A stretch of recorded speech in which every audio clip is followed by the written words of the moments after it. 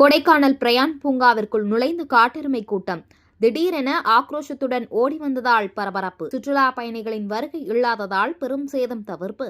திண்டுக்கல் மாவட்டம் கொடைக்கானலில் கடந்த சில தினங்களாக வனப்பகுதியை விட்டு வெளியேறும் காட்டெருமைகள் கூட்டம் நகர்ப்பகுதிகளில் உலா வருவதும் குடியிருப்பு பகுதிகளில் முகாமிடுவதும் வாடிக்கையாக உள்ளது.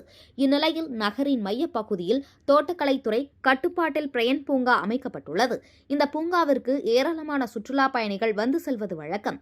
இதனையடுத்து இன்று காலை வேளையில் காட்டெருமை கூட்டம் குட்டிகளுடன் திடீரென பிரயன் பூங்காவிற்குள் நுழைந்து உலா வந்தது. மேலும் ஆக்ரோஷத்துடன் அங்குமிங்கும் ஓடியது.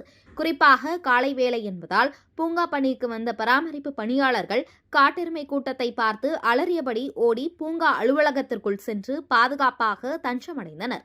மேலும் சுற்றுலா பயணிகள் யாரும் இல்லாததால் பெரும் அசம்பாவிதம் தவிர்க்கப்பட்டது. பின்னர் பூங்காவிற்கு வந்த வனத்துறை பணியாளர்கள் காட்டெருமை கூட்டத்தை பூங்காவில் இருந்து வெளியேற்றி அடர்ந்த வனப்பகுதிக்குள் விரட்டி சென்றனர். இதனால் பிரயன் பூங்கா பகுதியில் சிறிது நேரம் பரபரப்பு நிலவியது.